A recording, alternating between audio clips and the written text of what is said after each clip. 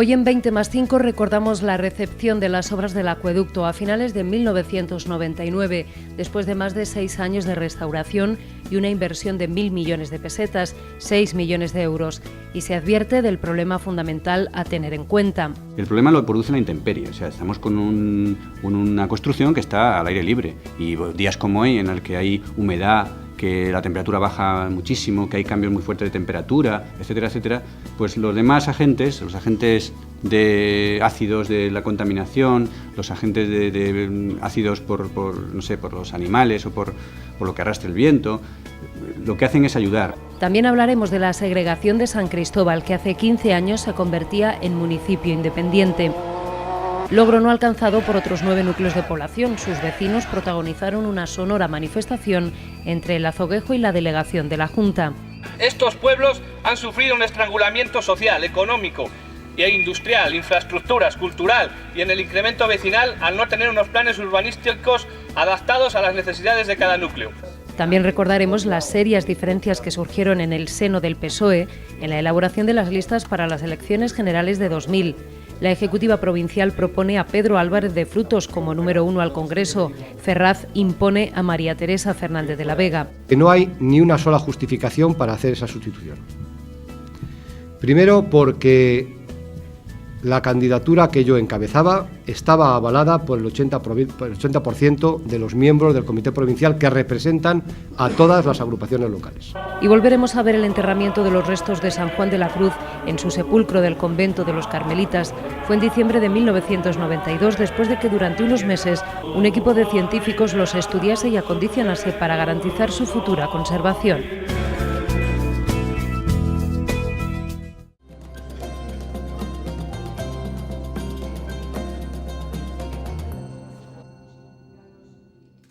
El efecto 2000 nos trajo de cabeza en el 99. La mítica cifra que hoy nos queda ya lejana podía suponer una hecatombe en los sistemas informáticos que solo tenían en cuenta los 2 últimos dígitos y podían situarnos de repente en el 1 de enero de 1900. Reuniones de los comités de seguimiento y planes de contingencia para garantizar servicios básicos, como el abastecimiento de agua, el suministro de energía eléctrica, combustibles y alimentos, las telecomunicaciones o el transporte. Y mucha atención también en los centros sanitarios, donde se realizó inventario de ordenadores y equipos de precisión que también podrían verse afectados. El plan de contingencia fijaba un periodo del 30 de diciembre al 7 de enero en el que no se podían coger moscosos. Estos días que se llaman de libre disposición o coloquialmente conocidos como moscosos son los que no se podrán coger durante ese periodo. Muchos directivos y empleados pasaron la Nochevieja en los centros de trabajo. Al final no fue tan fiero el león como lo pintaban y el efecto 2000, también conocido como error del milenio, pasó casi desapercibido. Eso sí, después de una importante inversión en la adaptación informática de los equipos.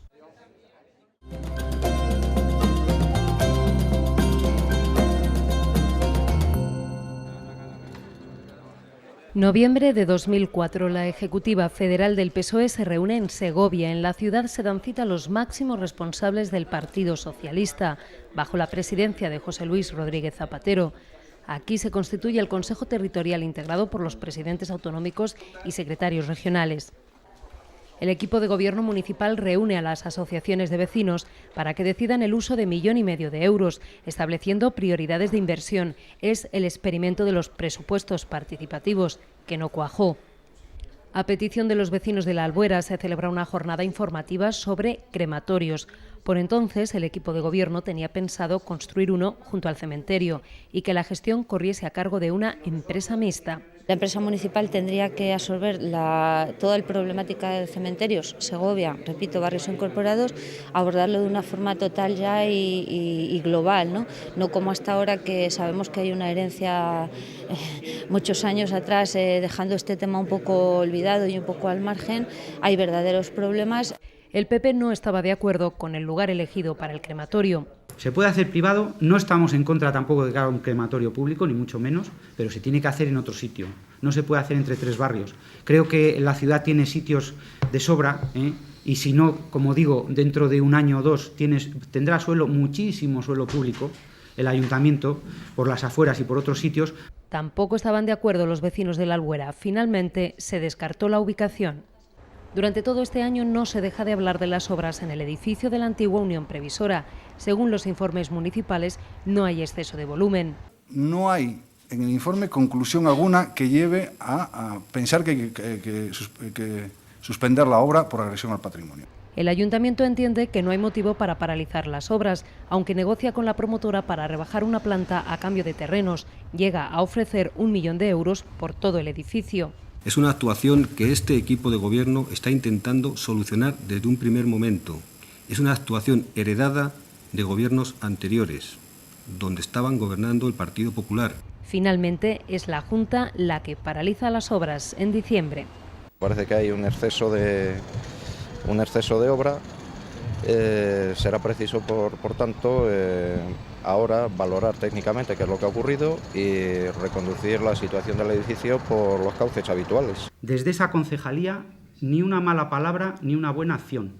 Después de año y medio de que se creó a bombo y platillo la Concejalía de Patrimonio. Hay resortes municipales para haber negociado de otra forma. Yo comprendo que estas personas no lo entiendan porque no saben de administración, no saben lo que es la administración pública. El asunto se resolvería con una sanción de 45.000 euros a la promotora y un nuevo proyecto 2 años después que reducía la altura en poco más de 1 metro. Después de negociar con el Ministerio de Defensa, el Ayuntamiento decide no cumplir el convenio que obligaba a ceder 25 hectáreas junto al polígono de baterías. El motivo, que condicionaría la ordenación del sector Prado-Monal, con 2.400 viviendas junto a la vía pecuaria. El convenio se firmaría en otros términos 1 año después, aunque sigue sin hacerse efectivo. Y en la Alhóndiga se presentan 4 propuestas urbanísticas de alumnos de doctorado de la Universidad de Milán para la urbanización de la zona de las Lastras. Que se abra un debate entre la ciudadanía para ver si efectivamente este cierre de la ciudad que nosotros proponemos es un cierre que es asumido por la ciudadanía. Y a partir de ahí pues trabajaremos en cuál es la mejor manera de realizar ese cierre. Se anuncia la creación de la empresa municipal de suelo y vivienda, a la que el Partido Popular no ve ninguna ventaja. Y que va a estar en manos de personas que no son cargos públicos y que tampoco son funcionarios. Va a distorsionar, encarecer, puesto que no es gratis, externalizar desde el punto de vista mercantil e intervenir sin límites que echamos en falta en la redacción, la gestión municipal del suelo y la vivienda.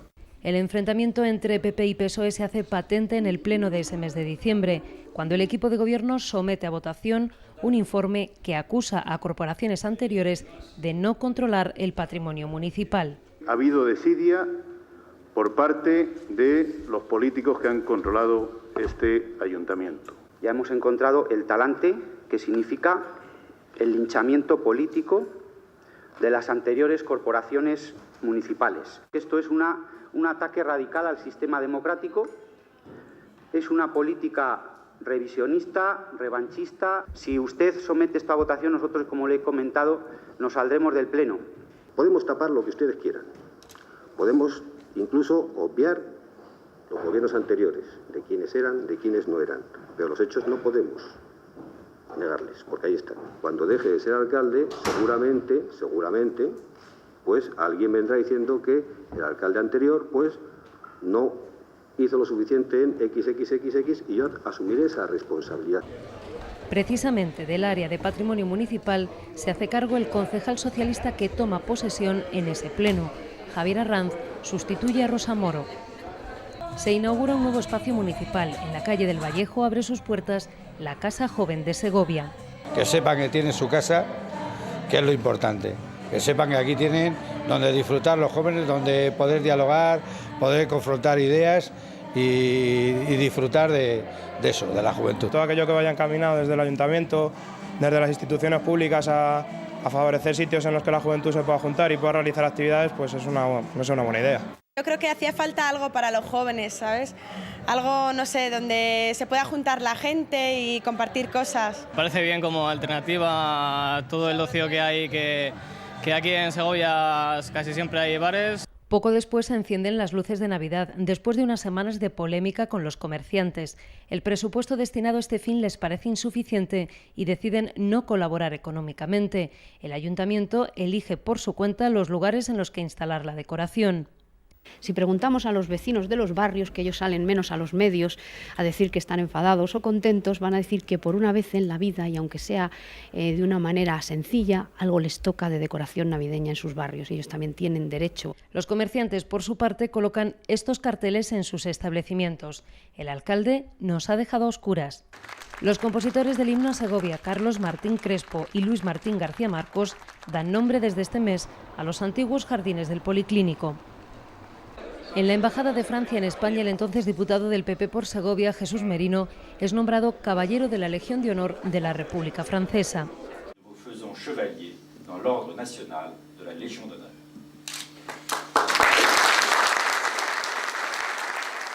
Es una satisfacción tremenda para un español y sobre todo para un ciudadano de Castilla y León que el gobierno de la República Francesa pues te reconozca unos méritos que normalmente no son ni mucho menos merecidos, pero que sobre todo han servido para unir, es decir, para entablar buenas relaciones, para mantener siempre buenas relaciones entre Francia, España, entre Francia y Castilla y León.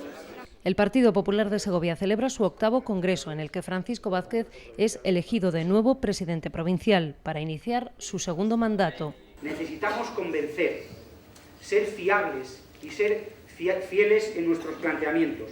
El PP segoviano había despedido poco antes a quien fuera presidente durante 2 décadas, procurador regional y senador, Pedro Antonio Hernández Escorial. El consejero de Agricultura y Ganadería visita Segovia para inaugurar el Laboratorio de Sanidad Vegetal, especializado en el control de plagas y enfermedades de los cultivos. Detectar a tiempo una enfermedad significa ahorrar mucho dinero haciendo los tratamientos con el mínimo de productos fitosanitarios. Se aprueba la declaración del Parque Natural de las Hoces del Riaza, 2 kilómetros de meandros y cañones, más de 5.000 hectáreas en Montejo de la Vega, Valdevacas de Montejo y Maderuelo. Además de no suponerles ninguna alteración de sus actividades tradicionales, agrícolas y ganaderas, que son las que básicamente mantienen, les supone, como te decía, una oportunidad nueva en cuanto a temas relacionados con el turismo, con la producción de productos agrícolas con una etiqueta de calidad. En Cuéllar se presenta la Guía de la Senda de los Pescadores, una ruta natural de 16,5 kilómetros recuperada por los alumnos de la Escuela Taller de la Villa. En el plano cultural, la polémica rodea el despido de la gerente del Juan Bravo. La Diputación decide no renovar su contrato después de 14 años al frente del teatro. Nosotros entendemos que la programación es buena, entendemos que el Teatro Juan Bravo es y ha sido un buque insignia de la cultura en Segovia, entendemos que se le debe seguir dinamizando y entendemos que a veces, con el paso de los años, es necesaria un cambio que implique pues nuevas ilusiones, nuevas expectativas, nuevas formas de hacer la cosa, que no es decir que lo anterior está mal. En su despedida, Arranz recibe el apoyo de actores, directores, músicos y colectivos culturales de Segovia. ¡Diputación! ¡Certificación! Como a una de las mejores profesionales del país, se la larga así sin ninguna explicación.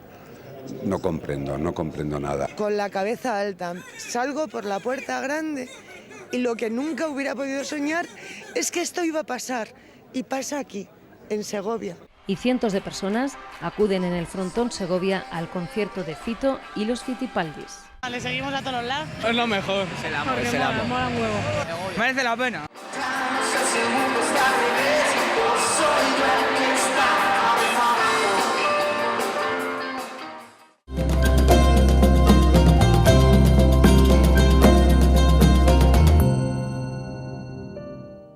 En noviembre del año 2000 fallecía el uruguayo Leandro Silva, pintor, grabador, arquitecto y paisajista afincado en Segovia, a los pies del Alcázar, en el barrio de San Marcos. Se hizo la casa, se arregló, se hizo el taller de grabado y luego se compró este huerto que se ha ido haciendo jardín. El Romeral de San Marcos reúne especies de todo el mundo, algunas impensables para nuestras latitudes, pero posibles gracias al microclima logrado por Silva. Tras su muerte se crea la Asociación de Amigos del Romeral, que inicia visitas guiadas al jardín, con la idea también de conservar los talleres de primavera y otoño que inició el paisajista. Y fomentar el interés por los jardines y especialmente por este, que lo queremos mantener en memoria suya. En el Romeral encontramos bambúes, yingos, tejos, abedules, frutales y una extraordinaria colección de rosales en un espacio donde Silva canalizó el manantial para recoger el agua en albercas al estilo de los jardines hispano-árabes que siempre le cautivaron. El canalillo, el perfume, el ruido del agua, las plantas. Es en este jardín donde reposan las cenizas del paisajista uruguayo.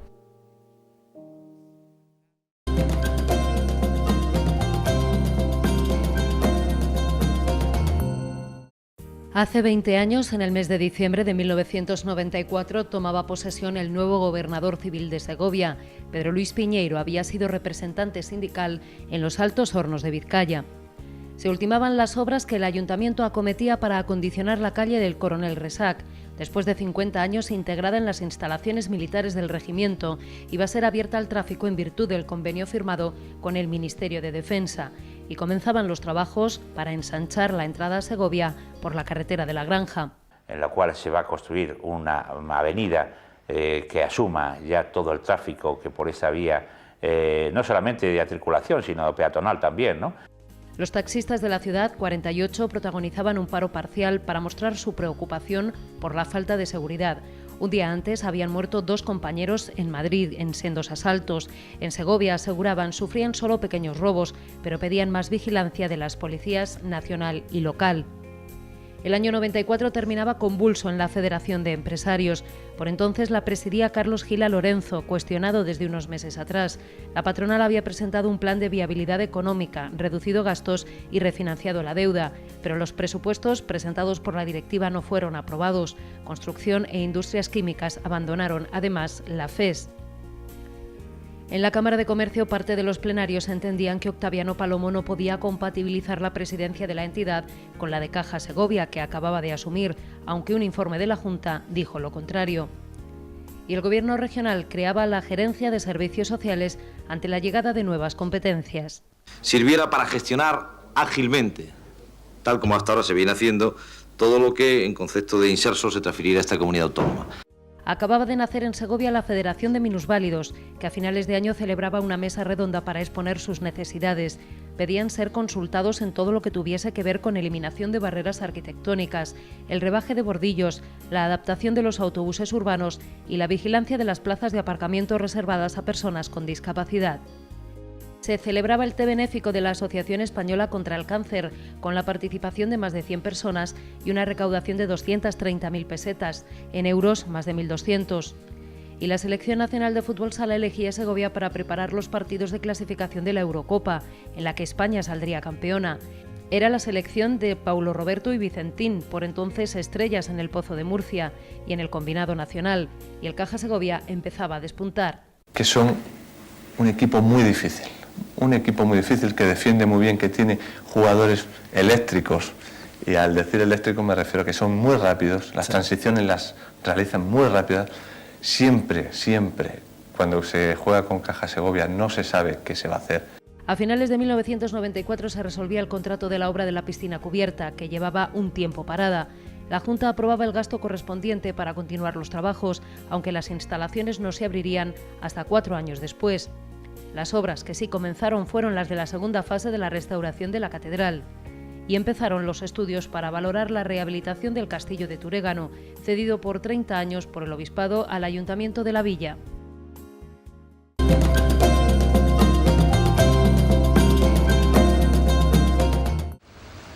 El convenio que el Ayuntamiento de Segovia firmó en 1993 solo había cumplido 6 años después uno de sus puntos, la apertura de la calle Coronel Resac. Aún faltaban otros, por ejemplo, el abono por parte del Ayuntamiento de 360 millones de pesetas, algo más de 2 millones de euros.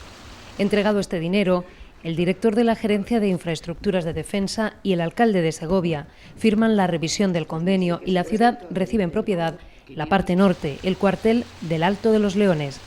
El Ayuntamiento se compromete a iniciar la expropiación urgente de 25 hectáreas junto a baterías, otra cuestión pendiente y para la que el Ejército tiene planes. Que incluirá bastante capacidad de instalaciones dormitorio, es decir, con lo que se ha aumentado no hay suficiente todavía, instalaciones de recreo, instalaciones de aulas, de todo tipo de servicios. La zona sur del regimiento, la de la derecha de la calle, según se sube, se cede en uso al ayuntamiento, pendiente de la entrega de esos terrenos. El convenio había sido aprobado en el Pleno Municipal con la abstención de los concejales socialistas.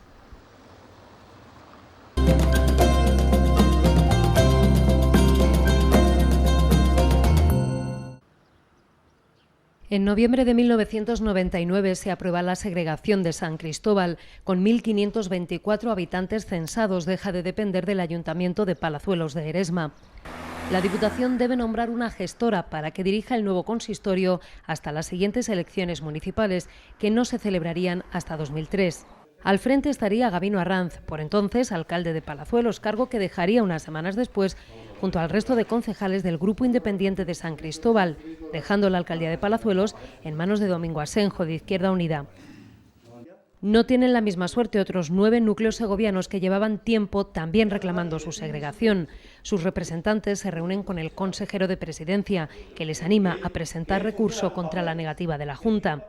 Por parte del Gobierno regional, no hay ningún interés en perjudicar ninguna de las inquietudes o de los intereses de los castellanos y leoneses, en ningún sentido. Incluso en este, en el que tiene difícil aplicación jurídica.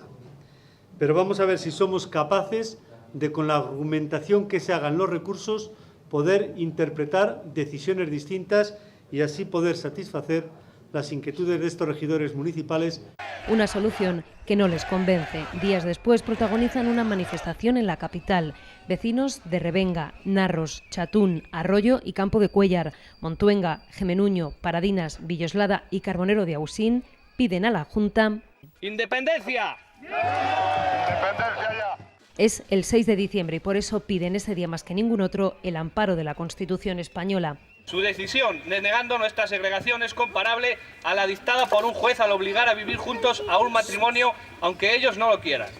Es hora de que ustedes cumplan su cometido, velar por los intereses y voluntades de los habitantes que a ustedes les eligen como sus representantes. Segregación ya. Estos pueblos han sufrido un estrangulamiento social, económico e industrial, infraestructuras, cultural y en el incremento vecinal al no tener unos planes urbanísticos adaptados a las necesidades de cada núcleo. Porque podemos vivir solos y no tenemos que estar agregados a nadie. Y podemos estar mejor. Porque no tenemos nada. ¿Y crees que vais a tener más? ¿Vais a estar mejor? Pues sí, hombre, algo más, sí. Mucho mejor que estamos. Algunos de estos núcleos dependen del Ayuntamiento de Cuéllar. Cuentan con el apoyo de su alcalde. Habiéndose hecho palpable, como se está haciendo, el deseo unánime de los vecinos, hombre, que se tomase en consideración, porque yo creo que para el bien de las relaciones entre los núcleos matrices y las entidades locales menores, sería muy bueno que les diesen la segregación. Vamos, que es un deseo unánime. La lucha fue en vano. Finalmente, ninguno de estos núcleos consiguió convertirse en municipio independiente.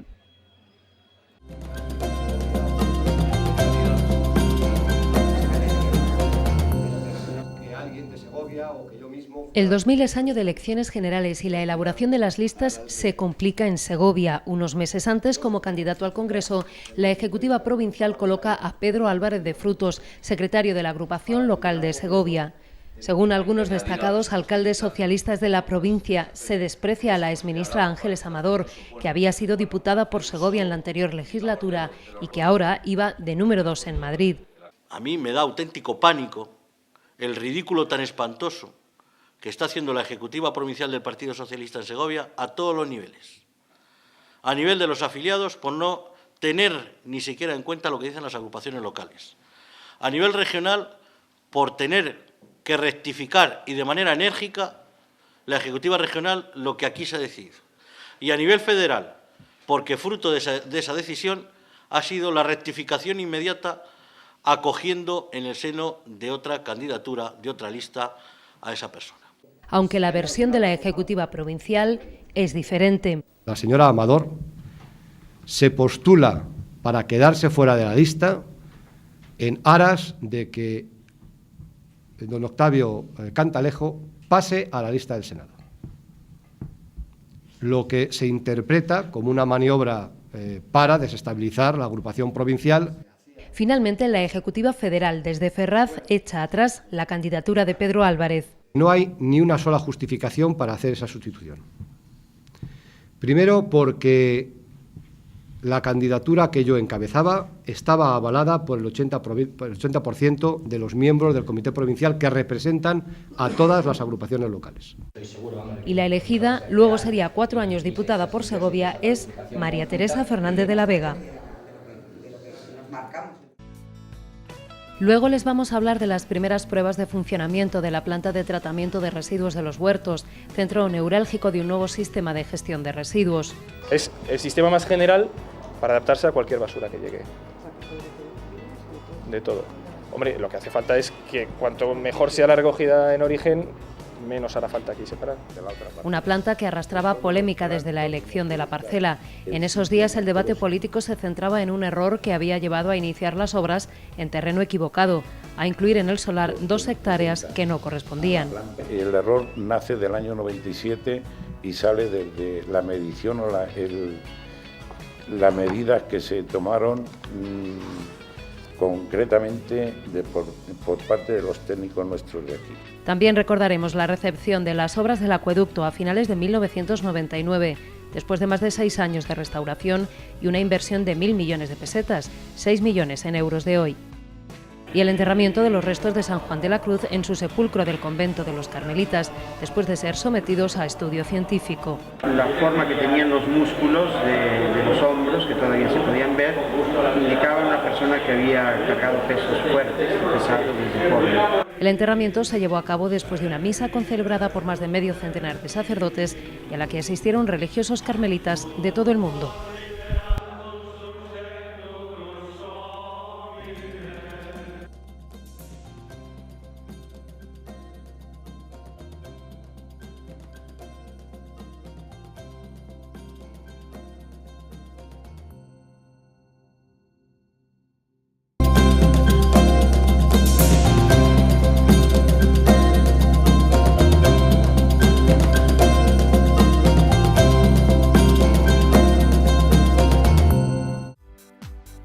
A finales de 1999 se realizan las primeras pruebas de la nueva planta de tratamiento de residuos de Los Huertos, que se pondría en marcha 8 meses después. El sistema más general para adaptarse a cualquier basura que llegue. De todo. Hombre, lo que hace falta es que cuanto mejor sea la recogida en origen, menos hará falta aquí separar. Es el punto neurálgico de un nuevo sistema de gestión de residuos, basado en la recogida selectiva y el reciclaje, un sistema que se estrena en Segovia. El sistema que hoy, de forma experimental en la Comunidad Autónoma de Castilla y León, vamos a ofertar en algún barrio, el barrio Santo Tomás de aquí, de la ciudad de Segovia, es una forma de educar a la población para que sepan que desde el hogar podemos hacer una recogida selectiva de los residuos. Para darlo a conocer se instala una carpa en la avenida de Fernández Ladreda y se colocan 45 contenedores amarillos para los envases en el barrio de Santo Tomás, además de repartir en los hogares cubos con 2 compartimentos. La planta de Los Huertos resultó polémica desde la misma elección de la parcela, pero es que en estos días de 1999 se añadía un error en la ejecución de las obras. Se habían realizado en la parcela equivocada. La constructora se dio cuenta tiempo después, compró las 2 hectáreas afectadas y se las cedió al Consorcio de Medio Ambiente. El error nace del año 97 y sale desde la medición o la medida que se tomaron concretamente por parte de los técnicos nuestros de aquí. Puede ser admisible un error, pero eso hay que referenciarlo con un plano de situación. Y un plano de situación, ahí se ve perfectamente las parcelas y eso nos ha hecho. Entonces nos ha hecho eso, nos ha hecho a la hora de replantearlo en el terreno, que es una obligación ineludible, legal, de comprobación del acta de replanteo, y entonces si eso es así, pues ha puesto a los técnicos a los pies de los caballos. Había una responsabilidad técnica que es inexcusable. No es creíble que ayuntamientos, que consorcio, que junta, que empresa se equivoquen todos. Es difícil de entender, ¿no?, que eso vaya pasando por manos de técnicos, que parece ser que son los que en última instancia sean los responsables, pero por técnicos diferentes lugares, diferentes instituciones, empresas, etcétera, y nadie se dé cuenta de eso, ¿no? El tema se llevó al Pleno de la Diputación, donde se pedía la destitución del presidente del consorcio, cuya gestión defendió Atilano Soto, calificándola de sobresaliente. La oposición decía había sacado de quicio un error involuntario. ¿Es verdad que había 20.000 metros sobre 200.000 que no eran nuestros? ni del consorcio ni de la Junta, que no fueron los ofrecidos por la familia que nos lo concedió gratuitamente.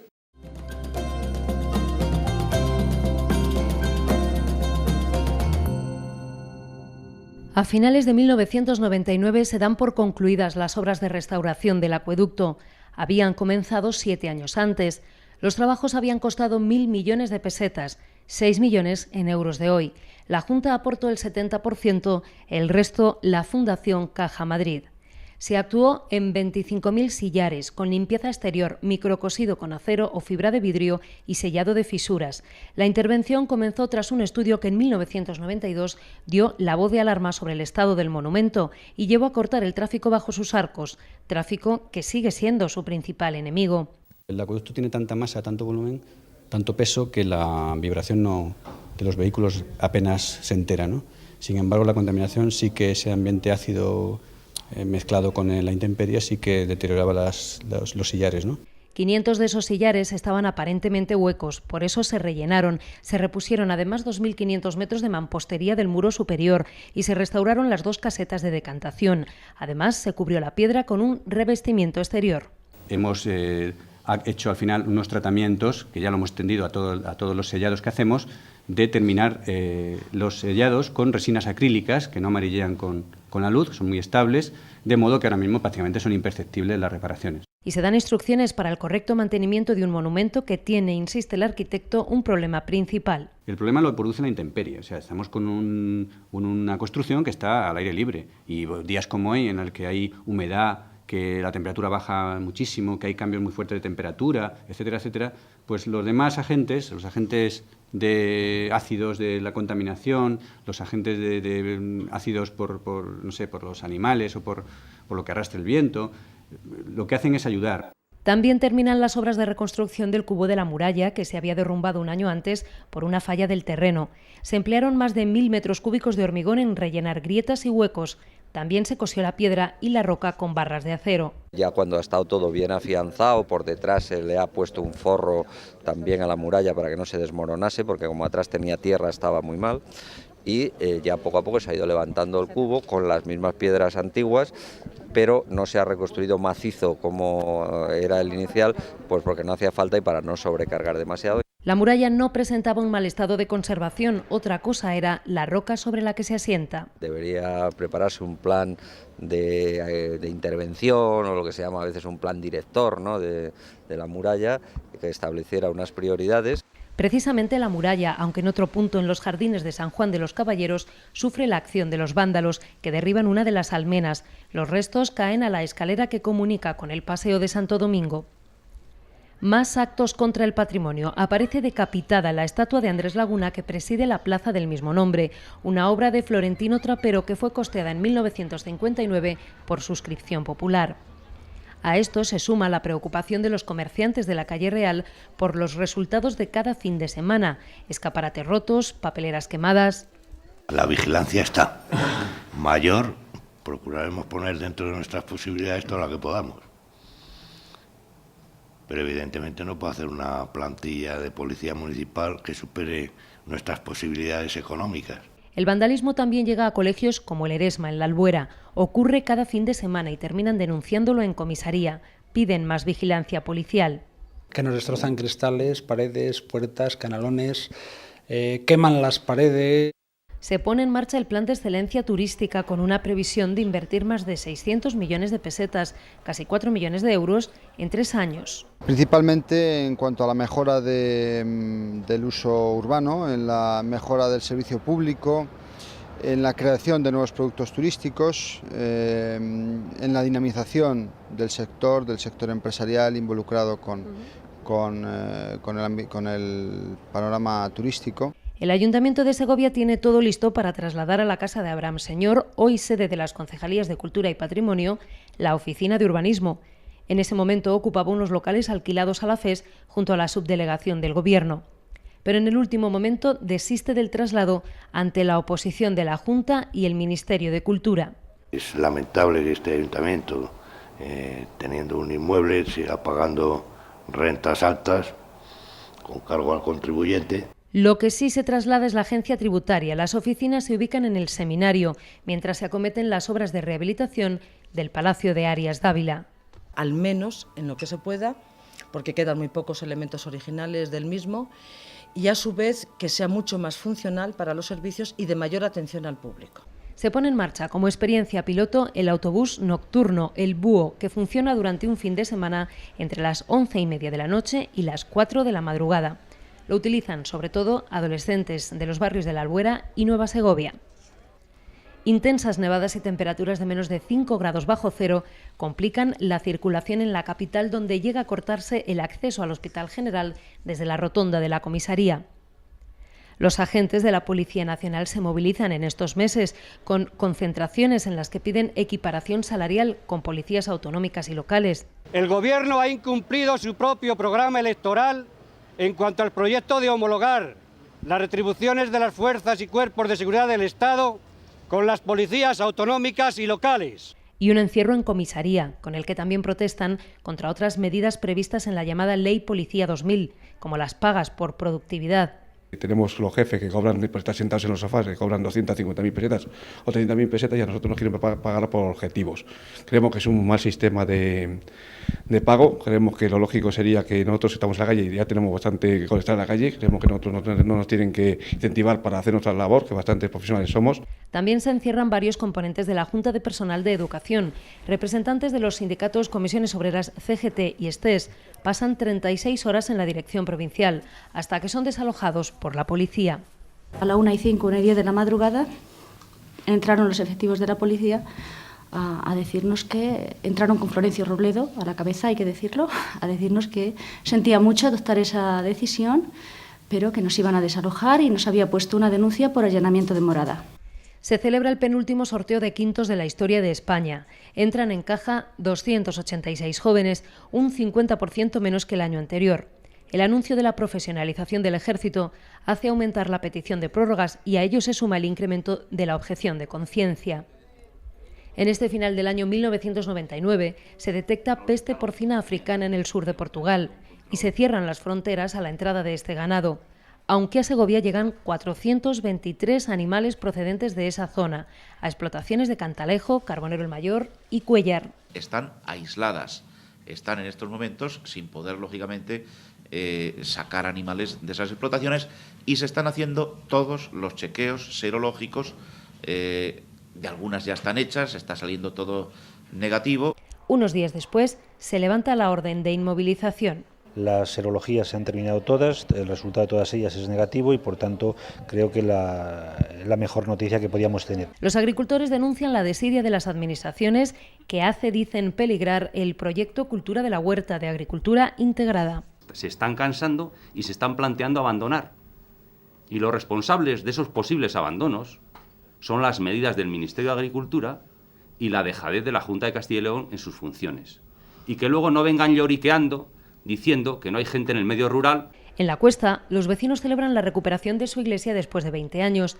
El templo vuelve a abrir sus puertas tras diversos arreglos en el tejado y la recuperación de frescos, retablos y un Cristo gótico financiados por la Junta. A ello se suma 1,5 millones de pesetas, 9.000 euros, aportados por los feligreses, más su trabajo. Cegar mucho, limpiar las maderas de arriba que estaban manchadas, los suelos. Nunca pensé que la iba a poder levantar. Y que vamos, y al final está así, y con poquito. Un poquito que hemos echado, que no nos ha hecho de tener menos, ni de privarnos de nada, ni de nada. Ha sido la voluntad. Que falta algo por hacer y que a ver si hoy alguien le ve que tenga posibilidad de dar el último empujón para restaurar el retablo y bueno, sentirnos orgullosos y contentos. Creo que ha sido un ejemplo de lo que a mi modo de ver deberán ser siempre las ayudas entre las instituciones que representan al pueblo y que por lo tanto deben administrar bien los dineros de los pueblos y la colaboración también del propio pueblo. Visita Segovia Vanessa Jiménez, conocida como la Niña de Cristal. Estaba a punto de cumplir 18 años y recorría España en busca de apoyos para afrontar una enfermedad rara, el síndrome McCune-Albright, que le provocaba múltiples fracturas de huesos, malformaciones o dislexia. Pero que no hay que deprimirse solo por una enfermedad, tienes que seguir viviendo. Vanessa y yo estamos solas y estamos dando un grito por toda España que somos del tercer mundo español, que por favor nos miren, que no nos miren en unas elecciones. En la Universidad SEC, el actor Pepe Villuela contaba su experiencia en Kosovo con la ONG Payasos sin Fronteras. Y cuando la tarjeta de visita de uno es la del payaso, siempre se abren todas las puertas. Quizá las que menos se abran sean las de los poderosos, porque quizá en el fondo porque se percibe que en el humor hay un cierto grado de subversión y de falta de sometimiento a las reglas establecidas, ¿no? Pero digamos que el que sufre, el que lo pasa mal, el que tiene una realidad dura, siempre te abre la puerta. El Torreón de Lozoya acogía su tradicional Belén, ambientado en la Roma del Renacimiento, obra de la familia Angulo, con más de 200 figuras y 40 edificios de gran tamaño, y la presencia de personajes como el Papa Sisto V o el Rey Felipe II. Y además, el misterio en una habitación palaciega. Y está pues la Virgen vestida a la usanza de la Casa de Austria. Y he de hacer la salvedad que la seda natural que tiene la Virgen la trajo mi abuelo de Filipinas. Es una maravilla, y luego las joyas son una copia de las reinas de la Casa de Austria. La tertulia taurina de Segovia recibe a Manolo Molés y Antonio Chenel, Antoñete. Con 67 años colaboraba como comentarista taurino, pero aún seguía en activo en los ruedos. Antes de las corridas, el que me vea en el hotel dice: este hombre no puede ni andar. Pero en cuanto me pongo a vestir y a ponerme una media y luego la otra, y me transformo, y lo que me ven luego dice: este no es el que estaba dentro, no. Soy otra persona, cambio por completo. Y en el 65 aniversario de Radio Segovia, Joan Manuel Serrat canta en la Plaza de Toros. Sombras de la China, sombras de la China, ve a correr la liebre por la cortina, al ganso haciendo el ganso, al héroe y al villano.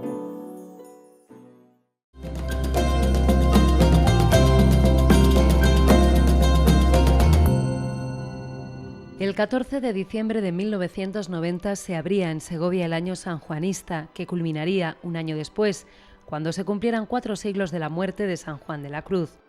Segovia, lugar donde descansan los restos del fundador del Carmelo Descalzo, tuvo un protagonismo especial. Que somos los guardadores del cuerpo de una persona como fue San Juan de la Cruz, que es de tal trascendencia internacional que, por ejemplo, la tesis del Papa actual, Juan Pablo II, se hizo sobre la poesía de San Juan de la Cruz. La celebración del cuarto centenario trae consigo la creación de un pequeño museo en el convento que San Juan de la Cruz levantó con sus propias manos. Este convento está relacionado con San Juan de la Cruz en todo su sentido, puesto que él prácticamente fue el que le fundó. Él fue el que compró todo este lugar donde está enclavado actualmente el convento y el que trabajó incluso materialmente, trasladando piedra de aquí de la huerta para construir el convento y la iglesia. Hay una anécdota que yo siempre refiero cuando hablo de San Juan de la Cruz aquí en Segovia, relacionada con la construcción de este convento, y es que realmente él trabajó mucho personalmente entre los canteros para bajar la piedra al convento. En una ocasión el hermano portero parece que le molestaba tener que subir siempre a buscarle aquí a la cantera cuando preguntaban por él, y San Juan de la Cruz le contestó: mire, hermano, ando entre las piedras porque cuando ando entre ellas tropiezo menos que cuando ando entre los hombres. Se pone en marcha un proyecto para recuperar el camino que el santo recorría a diario, desde el convento a la ciudad, con la instalación de varios hitos conmemorativos. Se inaugura la escultura realizada por José María Moro y se celebran varios actos más, religiosos y académicos, con la presencia, entre otros, del nuncio del Papa y del presidente de la Junta, hoy presidente de las Cortes. Una parte espiritual importantísima del santo, luego otra parte humana, literaria, de una de las figuras señeras de la literatura universal, y que es un honor para Castilla y León, y muy especialmente para Ávila y Segovia, Fontiveros, Medina del Campo, es decir, los lugares sanjuanistas, el que San Juan de la Cruz sea la gloria que es para todos nosotros. El año de San Juan de la Cruz culminaría en diciembre del 91 y es entonces cuando el Padre General de la Orden decide exhumar los restos del santo para comprobar su estado de conservación y analizarlos. Las celebraciones del cuarto centenario nos sorprendieron a todos enormemente, sobre todo cristianos ya muy comprometidos. Ven en la doctrina de San Juan de la Cruz una doctrina muy seria, muy comprometedora en el mundo de hoy, que subraya valores hoy olvidados, y por eso de manera especial ha tenido y sigue teniendo éxito San Juan de la Cruz en ambientes universitarios, en ambientes de otras religiones orientales, porque San Juan de la Cruz presenta los valores perennes del ser humano. Sabemos que con las técnicas modernas, estudiando los restos, se pueden sacar muchos datos de la vida, de la constitución física de la persona, de la enfermedad de la que murió, etc. Y queríamos tener ese acercamiento también a San Juan de la Cruz desde esta perspectiva que nos ofrecen unos restos de hace 4 siglos. Esos estudios, guiados por el director del Laboratorio de los Museos Vaticanos, se realizan a lo largo de 1992 y revelan datos como el grupo sanguíneo del santo, se obtiene una huella dactilar, así como un molde del rostro, y se averigua su estatura, 1,60, y el motivo de su muerte.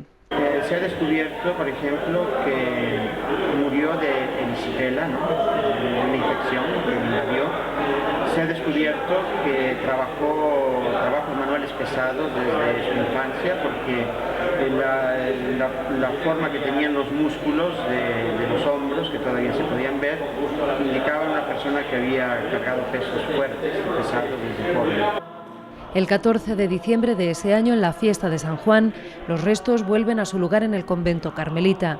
El obispo de Segovia, Antonio Palenzuela, y el padre general de la Orden del Carmelo presiden la Eucaristía, concelebrada por medio centenar de sacerdotes, tras la misa, solemne procesión desde el altar mayor hasta la capilla de San Juan.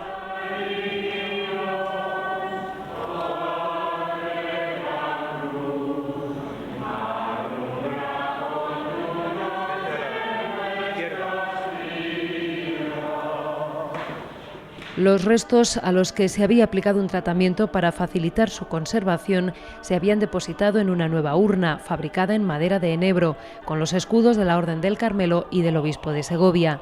Sellada y lacrada, contiene en el interior un acta notarial del proceso seguido y se devuelve al altar levantado en esa capilla en 1926 por Félix de Granda.